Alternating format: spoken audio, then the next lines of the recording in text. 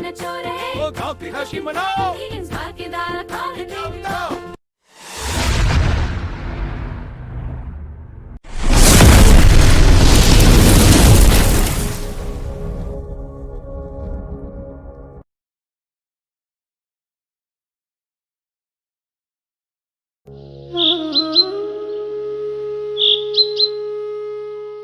पिछले भाग में आपने देखा कैसे माया ने ठाकुर का अहंकार तोड़ा, लेकिन अब हवेली का पुराना और शातिर मुनीम धनपत एक ऐसी साजिश रच रहा है जिससे पूरा गांव फिर से खतरे में है। माया अपने खेत से वापस घर जा रही है। अचानक मुनीम धनपत उसका रास्ता रोककर खड़ा हो जाता है। अरे ओ शहर की पढ़ी लिखी मेम साहब, जरा रुक तो। बड़ी तेज चाल चलती है तू, धूल उड़ती हुई जा रही है। रास्ता छोड़िए मुनीम जी, मेरे पास आपकी पहेलियां सुनने का वक्त नहीं है। मुझे घर जाना है। इतनी अकड़? तुझे लगता है तूने ठाकुर को साधु बना दिया तो तूने जंग जीत ली? भूल मत लड़की, ठाकुर इस हवेली का मालिक है, लेकिन उस हवेली का दिमाग मैं हूं, धनपत। ठाकुर सिर्फ मुहर लगाता है, लेकिन फैसले मेरे होते हैं। दिमाग अगर अच्छे काम में चले तो तरक्की होती है मुनीम जी, और अगर चोरी में चले तो बर्बादी। आप ठाकुर साहब के भरोसे का फायदा उठाते, यह बात अब छिपी नहीं रहेगी। जुबान बहुत चलती है तेरी, सुन ले कान खोलकर। तूने मेरी बरसों की कमाई पर लात मारी है। अब मैं ऐसा चक्रव्यूह रचूंगा कि न तेरी ये किताबें काम आएंगी और न तेरी ये चालाकी। बहुत जल्द इसी गांव के लोग तुझे और तेरे बाप को धक्के मारकर बाहर निकालेंगे। जाल तो शिकारी बिछाते हैं मुनीम जी, लेकिन शेरनी उसे फाड़ना जानती है। आप अपनी साजिशें रचिए, मैं सच्चाई का साथ दूंगी। और याद रखिएगा, जब पाप का घड़ा भरता है तो वो फूटता जरूर है। देख लूंगा तुझे, बहुत जल्द तेरा घमंड मेरे जूतों के नीचे होगा।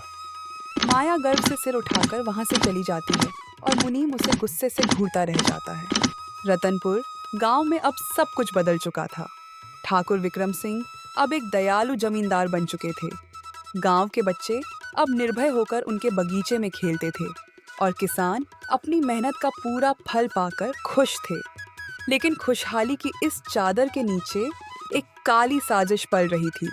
मुनीम धनपत, जो सालों से ठाकुर की तिजोरी की चाबी अपने पास रखता था, अब अंदर ही अंदर जल रहा था। ये ठाकुर तो बिल्कुल ही बदल गया है। पहले तो किसानों का खून चूसता था, अब खुद अपना खून पानी कर रहा है। उस लड़की माया ने इस बूढ़े पर कोई जादू कर दिया है। अगर ये सिलसिला जारी रहा तो मेरी पुश्तैनी कमाई बंद हो जाएगी। मुझे कुछ बड़ा करना होगा। तभी धनपत का खास चमचा झुमरू वहां आता है। मुनीम जी, क्या सोच रहे हैं? अब तो आपकी कोई सुनता ही नहीं।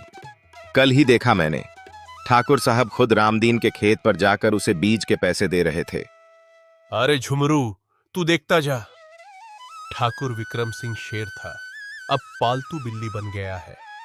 अब समय आ गया है कि मैं खुद इस गांव का राजा बनूं। मेरे पास एक ऐसी योजना है जिससे ये सारे खेत मेरे नाम हो जाएंगे और ठाकुर को भनक तक नहीं लगेगी।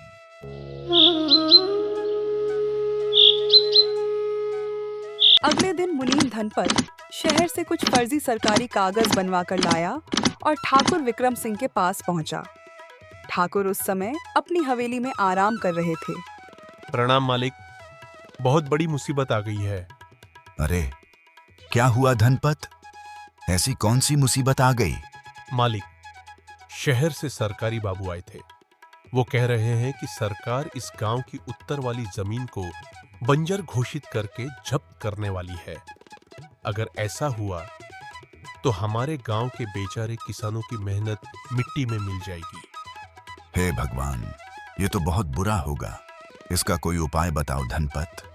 उपाय है मालिक, मैंने एक कानूनी दस्तावेज तैयार किया है।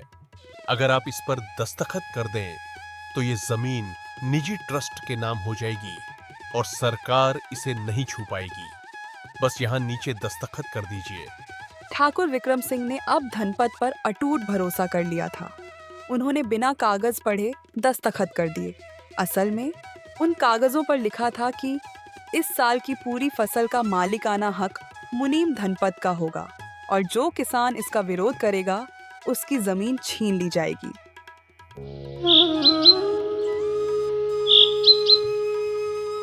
कुछ ही हफ्तों बाद जब फसलों की कटाई का समय नजदीक आया, मुनीम धनपत ने अपना असली रंग दिखाया। वह सिपाही लेकर रामदीन के खेत पर पहुंच गया। अरे ओ रामदीन, रुक जा। इस फसल पर अब तेरा कोई हक नहीं है। ये आप क्या कह रहे हैं मुनीम जी? ये मेरी मेहनत की फसल है। ये देख कागज, ठाकुर साहब ने खुद लिखकर दिया है कि इस साल की पूरी पैदावार मेरी है। अगर तूने एक दाना भी छुआ तो तुझे इस गांव से निकाल दिया जाएगा। रामदीन भागता हुआ अपनी बेटी माया के पास पहुंचा और उसे सारी बात बताई। बेटी, ठाकुर साहब तो बदल गए थे, फिर उन्होंने ऐसा क्यों किया? हमारी पूरी साल की मेहनत मुनीम ले जाएगा। पिताजी, मुझे नहीं लगता ठाकुर साहब ऐसा करेंगे। ये जरूर उस लोमड़ी धनपत की कोई चाल है। आप घबराइए मत, मैं ठाकुर साहब से बात करने जाती हूँ। माया हवेली पहुंची और ठाकुर विक्रम सिंह को सारी सच्चाई बताई। ठाकुर तो सुनकर दंग रह गए। ये क्या कह रही हो माया? मैंने तो जमीन बचाने के लिए दस्तखत किए थे। धनपत ने मुझे धोखा दिया। हाँ मालिक, लेकिन अब कानूनन आपके दस्तखत असली है। अगर हम जबरदस्ती करेंगे तो मुनीम हमें ही फंसा देगा। हमें उसे उसकी ही शर्त में दोबारा फंसाना होगा। माया ने ठाकुर के कान में एक योजना बताई। अगले दिन माया मुनीम के पास पहुंची। मुनीम जी, हमने हार मान ली है। ठाकुर साहब के दस्तखत हैं तो फसल आपकी हुई, लेकिन मेरी एक छोटी सी विनती है। अब क्या विनती है लड़की? अब तो सब मेरा है। मालिक, हम गरीब किसान हैं। इस बार हमने खेत में एक ऐसी फसल उगाई है जो बहुत नाजुक है। हम चाहते हैं कि बंटवारा एक नई शर्त पर हो। इस बार फसल का जो हिस्सा सूरज की पहली किरण से चमकेगा वो आपका, और जो हिस्सा अंधेरे में रहेगा वो हमारा। क्या आपको अपनी किस्मत पर भरोसा है? मुनीम धनपत ने सोचा, सूरज की किरणें तो पूरे खेत पर पड़ती हैं, अंधेरा तो सिर्फ जमीन के नीचे या पत्तों के पीछे होता है। इस लड़की को शहर में सिर्फ किताबें पढ़नी आई, अक्ल नहीं। मंजूर है। पूरे गांव के सामने ये शर्त तय हुई। कल सुबह सूरज निकलते ही मैं अपनी फसल लेने आऊंगा। पूरी रात माया और गांव के किसानों ने मिलकर काम किया। उन्होंने पूरे खेत के ऊपर बड़े बड़े बांस खड़े किए और उन पर गहरे रंग के मोटे कपड़े तान दिए। साथ ही खेत के सिर्फ एक कोने में, जहां केवल जंगली घास उगी थी, वहां छत खुली छोड़ दी।